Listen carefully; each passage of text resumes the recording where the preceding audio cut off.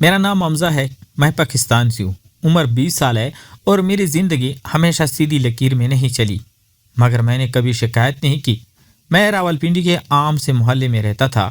دن پڑھائی اور on line کام میں گزر جاتے اور راتیں چھت پر بیٹھ کر خوابوں کو سنبھالنے میں۔ میں فوٹو ایڈیٹنگ اور ویڈیو کلر گریڈنگ کا کام کرتا تھا۔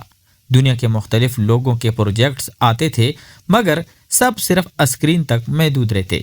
ایک دن انسٹاگرام پر ایک میسج آیا، سادہ سا تعارف، نام تھا ریان۔ اس نے لکھا کہ وہ ملیشیا کے شہر کولمپور میں ایک ٹریول ڈاکیومنٹری چینل چلاتا ہے اور اسے میرے کام میں ایک عجیب سی نرمی محسوس ہوئی ہے۔ میں نے رسمی انداز میں جواب دیا، مگر بات آگے بڑھی تو اس کے سوال صرف کام تک محدود نہیں رہے۔ وہ پوچھتا، میں رات کو کام کیوں کرتا ہوں؟ خاموشی مجھے کیوں پسند ہے؟ میں تصویروں میں روشنی کو اتنا دھیمے کیوں رکھتا ہوں؟ میں نے پہلی بار محسوس کیا کہ کوئی میرے کام کے پیچھے پیچھے احساس کو دیکھ رہا ہے۔ چند دنوں میں میسج کال میں بدل گئے۔ اس کی آواز پرسکون تھی، نہ زیادہ اونچی نہ زیادہ نرم، بس ٹھہری ہوئی۔ وہ کولمپور کی ایک بارشوں کے بارے میں بتاتا اور میں اسے پاکستان کی سرد راتوں کا ذکر کرتا۔ کبھی کبھی بات ختم ہو جاتی مگر خاموشی عجیب طرح سے مکمل لگتی۔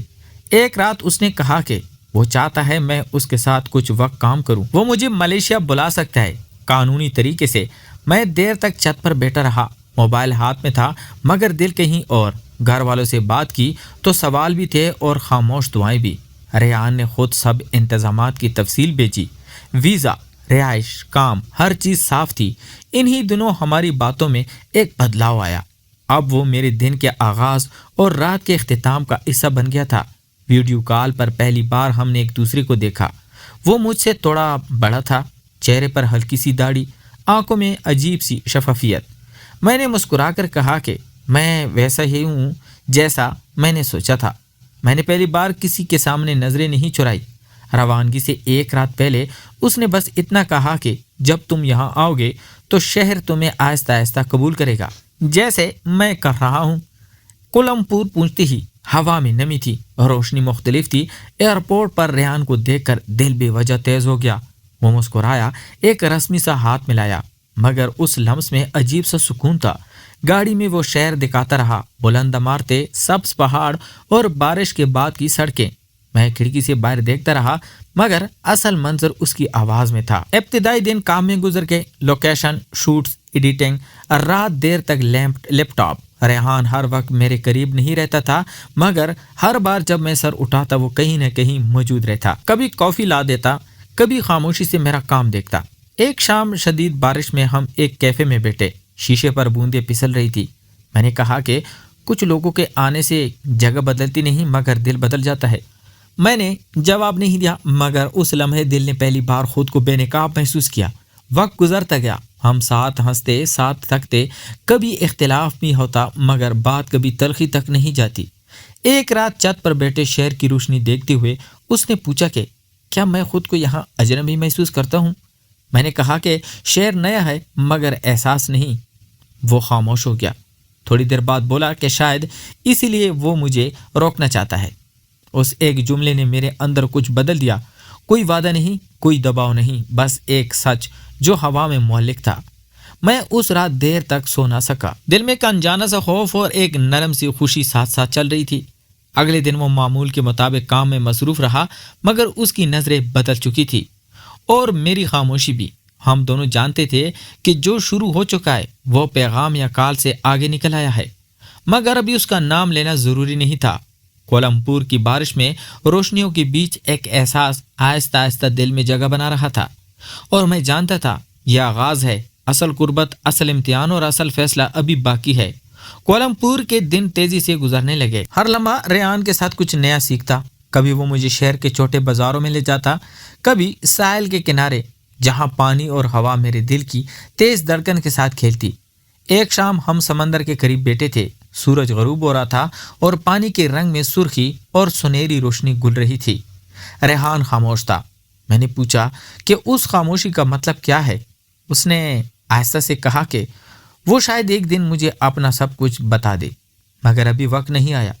میں نے نظریں جھکا لی، دل تیزی سے دھڑک رہا تھا۔ پھر اس نے ہاتھ بڑھایا اور میرے ہاتھ تھام لیا۔ وہ لمس ایسا تھا جیسے سب خوف اور اجنبیت ختم ہو گئی ہو۔ میں نے محسوس کیا کہ انسان صرف الفاظ سے نہیں بلکہ چھوٹی چھوٹی باتوں سے بھی دل جیت سکتا ہے۔ رات کے اندھیرے میں ہم خاموش بیٹھے، صرف لہروں کی آواز اور ہوا کی سرسراہٹ۔ ریحان نے کہا کہ زندگی میں کبھی کبھی ہمیں کسی کو سمجھنے اور قبول کرنے کے لیے صبر کی ضرورت ہوتی ہے۔ میں نے سر ہلایا۔ وہ بولا کہ محبت صرف ساتھ ہونے کا نام نہیں بلکہ ہر لمحے ایک دوسرے کی قدر کرنے کا نام ہے۔ یہ سن کر دل میں ایک سکون سا اتر آیا۔ ہم دونوں نے خاموشی میں ایک دوسرے کی موجودگی قبول کی۔ اگلے دن کام کے دوران جب میں تھک کر بیٹھ گیا، ریحان نے کہا کہ یہ لمحے، یہ چھوٹی کامیابیاں اور ایک دوسرے کی حمایت ہی اصل خزانہ ہے۔ میں نے سوچا کہ واقعی زندگی سے سب سے بڑی خوشی انسان کے پاس نہیں بلکہ دل کی کسی کونے میں چھپی محبت اور سمجھداری میں ہے۔ دن گزرتے گئے، ہر چھوٹا واقعہ، ہر ہلکی مسکراہٹ، ہر خاموش لمحہ ہمیں قریب لاتا گیا۔ ایک دن اس نے کہا کہ شاید ہم یہاں غیر ملکی ماحول میں ہیں مگر سب کچھ سیکھنے کا بہترین موقع ہے۔ میں نے اسے دیکھا اور کہا کہ آپ نے مجھے صرف کام نہیں سکھایا بلکہ زندگی اور احساسات کا سبق دیا۔ اس نے مسکرا کر کہا کہ یہی اصل کامیابی ہے۔ شام کو جب ہم واپس فلیٹ پہنچے تو میں نے کھڑکی سے باہر روشنیوں کو دیکھا اور دل میں یہ خیال آیا کہ محبت اور احترام کے بغیر زندگی مکمل نہیں۔ ہر چھوٹی قربت، ہر چھوٹی بات جو ہم نے محسوس کی وہ سبق دیتی ہے کہ کسی کا ساتھ، کسی کی سمجھ بوجھ، کسی کا اعتماد سب کچھ قیمتی ہے۔ ناظرین، زندگی میں جو بھی تعلقات ہیں انہیں صرف لفظوں سے نہیں بلکہ عمل اور دل سے جینا چاہیے۔ ہر لمحہ سنبھالیں، ہر احساس کو محسوس کریں اور کبھی بھی چھوٹے لمحوں کو نظر انداز نہ کریں، کیونکہ یہی لمحات آپ کی زندگی کے سب سے خوبصورت کہانی کا حصہ بن جاتے ہیں۔ اسی سمندر کی سرسراہٹ، شام کی سرخی اور ریحان کی وہ نرم سی نگاہیں میرے دل میں ہمیشہ رہ گئی، اور میں جانتا ہوں کہ محبت صرف لمحوں کی چیز نہیں، یہ سب کچھ سمجھنے اور دل سے جینے کا نام ہے۔ اور یہی سبق ہم سب کے لیے ہے کہ چاہے ہم دنیا کے کسی بھی کونے میں ہوں، اصل خوشی اور سکون وہی ہے جو دل اور دل کے بیچ کی خاموشی میں محسوس ہو۔ اگر آپ کو حمزہ اور ریحان کی یہ کہانی پسند آئی ہو اور ان کے احساسات نے آپ کے دل کو چھو لیا ہو تو نیچے کمنٹ میں بتائیں یہ کہانی آپ کو کیسی لگی۔ ہم واقعی جاننا چاہتے ہیں کہ آپ کے جذبات کیا ہیں۔ اگر آپ چاہتے ہیں کہ ایسے مزید جذباتی اور خوبصورت رومانی قصے آپ تک پہنچے تو ہمارے چینل کو سبسکرائب کریں، ویڈیو کو لائک کریں اور دوستوں کے ساتھ شیئر کرنا نہ بھولیے، کیونکہ آپ کی محبت اور سپورٹ ہمیں نئی کہانیاں لانے کا حوصلہ دیتی ہے۔ تو ملتے ہیں ایک اور انٹرسٹنگ سٹوری کے ساتھ، تب تک اپنا ڈھیر سارا خیال رکھیے گا۔ خدا حافظ۔